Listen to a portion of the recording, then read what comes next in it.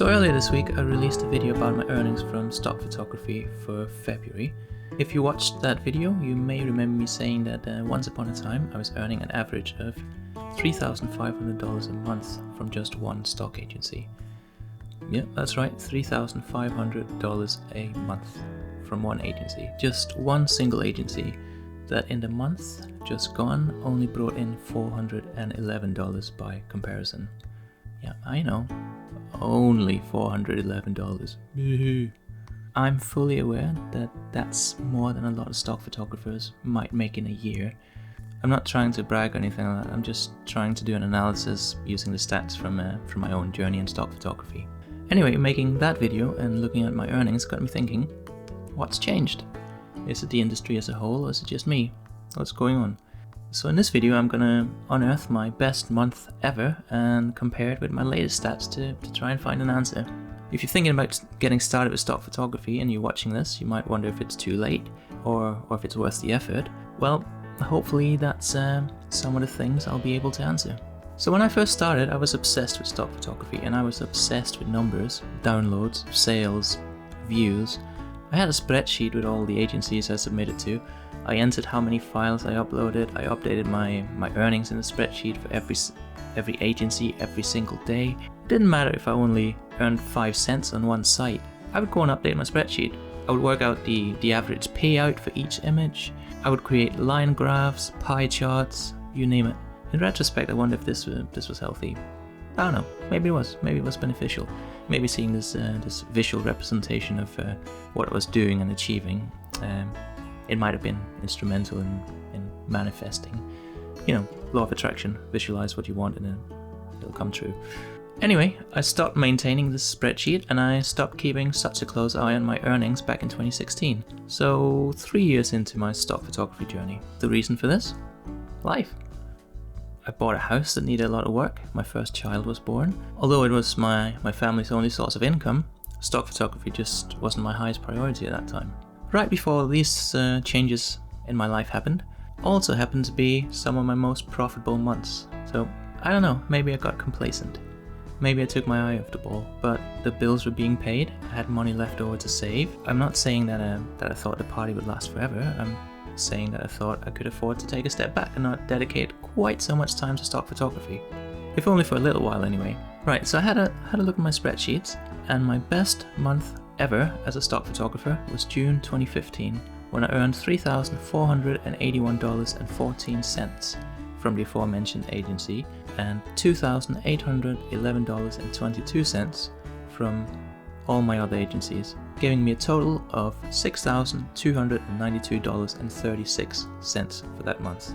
By the way, whenever somebody on the internet is talking about how much money they make, be sure to take a step back and consider whether they're talking about revenue or actual income. Take-home pay after all the costs associated with the production of the service or product have been deducted. So the figure I just mentioned, that would be very close to total take-home pay before tax.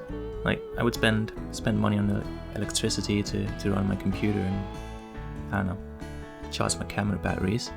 But other than that, it didn't really cost me anything to produce the images that generated this income. So as you can see, I stopped updating the spreadsheet in September. This was when I moved out of London to start a new life in a small town by the sea. So I don't have any detailed earnings from the time after this, but I know from my bank statements that it was around March 2016 that my earnings suddenly started heading way south. So like I said, I wasn't taking as many pictures as I usually would at that time, but I was still shooting. I was taking pictures of everyday things, whatever I could find. I took some home renovation stock photos.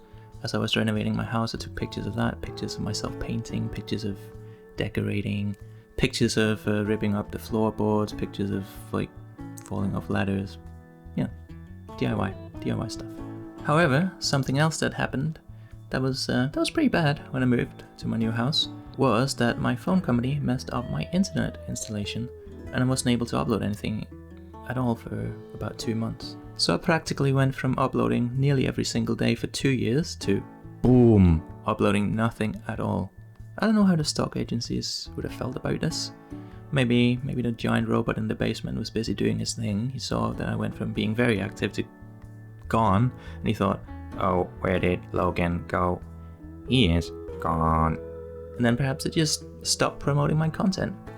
Stopped including it at the top of searches that I would usually rank for with the keywords that I was using. I truly believe that stock agencies reward contributors who stay active, contributors who upload consistently. So these are some of the things that happened to me personally, but what about the market as a whole? Before 2020 happened, I know a lot of people thought 2016 was the worst year in living memory. Brexit, Trump, a whole bunch of your favorite celebrities dying. A lot of people seem to have a reason for not liking that year very much. I suppose some people had a good year. So good, the best. Anyway, 2016 doesn't seem too bad now, eh? But maybe stock photography buyers were having a bad year in 2016. The greatest consumer of stock photography is obviously the advertising industry. When there's an economic downturn, when there's a lot of uncertainty, businesses tend to spend less on advertising. Perhaps in an industry like stock photography, where you as a contributor rely on consistent sales in order to get your work promoted and seen by new potential buyers, just a slight dip in the market as a whole will have catastrophic results for all but the biggest players. I've been keeping an eye on the competition ever since I started in 2013. Some of the top selling contributors back then are still some of the biggest today. Right, let's look at how the actual content on stock sites has changed over the years. So, these are some of my first stock photos that I uploaded in 2013, and most stock images looked like this at the time, and in the preceding years too. People displaying exaggerated emotions against plain backgrounds. If you're old enough to remember the 90s and clip art, you'll see that stock photography was basically just clip art, but with real people. By the way, I'm mainly just looking at the lifestyle niche here. Things like landscape and wildlife photography hasn't changed much. There was once a trend of super saturated HDR images, but thank the heavens that has been resigned to history. So let's compare that to some of my latest work. So I've said this before, I owe my success to images like this. At a time when stock images featured bad acting and dull, plain settings, I started uploading more authentic imagery. No models, just real people doing real things. And other photographers were doing this too. And as it turned out, this was where the market was heading, and where it still is today. What's next? Who can tell? Lately there's been a demand for so-called user-generated content, meaning pictures and videos especially that look as if they were shot by an ordinary Joe just pointing the camera at himself and his surroundings. So handheld, shaky, sometimes poorly lit. All reasons for rejection by stock agencies in the past. Ironically, ordinary people are putting more and more effort into their content, creating cinematic vlogs and so on, resulting in a weird marriage or almost a role reversal of professional and amateur aesthetics. How has royalty rates changed over the years? Well, they've been going down, and down, and down, because the price charged to customers has been going down. In the beginning, stock sites would charge a flat fee for an image. You would pay more or less, depending on what type of license you wanted.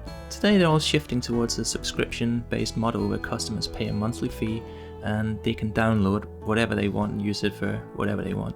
Actually, I think another reason that I was earning substantially more at the start of my career is the fact that I would shoot with a medium format camera. It would produce files with a huge resolution, and up until around 2016, I think, most agencies would charge customers more for high-res files. What else? The actual percentage of the sale paid to the contributor has gone down. Around 35-40% was pretty standard when I started. There was one agency that actually split the sales with you 50-50, but a couple of years ago they had to join the race to the bottom too and changed their rate to a 60-40 split in their favor. Another agency allowed you to set your own price for your content, but then they said, hey, this is what our competitors are charging. You can set your price at whatever you want as long as it's not more than this. So why has the value of stock photos gone down? Well, because obviously there are a lot more of them. There are a lot more agencies, some of which actually give away images for free. It's easier to join an agency as well. When I started, most sites wanted you to submit 10 images to be judged before they allowed you to join. One agency actually had a manual that you had to read. It wasn't short, and then you had to basically sit a test, as well as upload 10 trial images. Today it's a lot easier to sign up with an agency and start selling, which is both good and bad, I suppose. Let's talk briefly about the quality of stock photos today. I think it's pretty good. People in general are becoming better photographers. Why is that? The cost of camera equipment has come down a lot, and people are actually taking the time to educate themselves on how to use their cameras. Resources for learning have increased a lot. YouTube channels, online courses. This means that some people who in the past would have bought a stock photo will just go out and shoot a picture they need themselves. Another reason for some people doing this is the fact that the market is saturated and they can't find what they're looking for. I once spoke to a designer who said that she had spent several hours browsing stock sites trying to find a picture of a family having a picnic. Sounds pretty straightforward, right? Apparently not. This was a couple of years ago though. A lot of people will still shoot their own images to save money, but supposedly it is getting easier for them to find exactly what they're looking for. Or at least that's what the stock agencies will have us believe. They're spending millions on machine learning and image recognition algorithms to better serve up exactly what someone might be looking for, which I think is probably good news for photographers. I mean, in theory that would mean that even in a saturated market with millions of photos, if somebody's looking for your exact content, they should be able to find it. Right, so what does the future hold for stock photography? I think that the demand for images is going to continue to grow, but how people acquire the images might change dramatically. Have you had a look at Instagram recently? So these are some of the hashtags that I follow and tag my personal images with. The quality of these pictures is astounding, and these kind of pictures of normal people, children especially, going about their daily business, showing genuine smiles and having a good time, look like some of the highest quality content that you can find on the stock site. I'm astonished that Instagram hasn't yet introduced some kind of monetization model for users to license their images commercially. They could potentially be sitting on the world's largest stock photography library, and they already have all the data needed on their users to show them exactly what they want to see if they're in the market for buying images. Blockchain technology is something that could potentially allow photographers to sell the images directly to customers without the middleman. I was once approached by a startup doing exactly that. Unfortunately, it didn't work out for them, but the idea is definitely sound. The market for digital art, making use of this technology, known as non-fungible tokens, is really heating up at the moment. I could imagine stock agencies giving images away for free as well and monetize using some kind of advertising strategy instead. This is how music is being consumed today. Why not photography? Why not a Spotify for photography? Who knows? So, the $1 million question, well, the $100 question, because this is stock photography we're talking about, right? Is it worth getting into stock photography today? I have a course on Skillshare called Getting Started with Stock Photography. I'd like people to sign up for that. You can watch it for free using the link below. So with that in mind, I don't really want to say this, but no. I don't think it's worth getting into stock photography today. I don't. I may have said otherwise in the past, but after having had a good think about it, this is how I feel now. It's not worth it. With a few exceptions. First of all, why would you get into stock photography? If you're doing it to learn, to improve, to get feedback, yeah, go for it. Do you love photography and you'd like to earn some extra money to spend on this as a hobby, or just earn a little extra money to supplement your day job?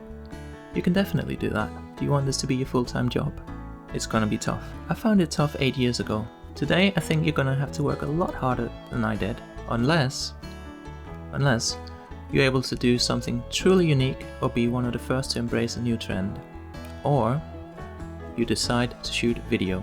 Stock footage is a growing market. It's not as saturated as still photography yet, and most sites will pay decent money for it. Be sure to stick around for the next video if you'd like to know more about that.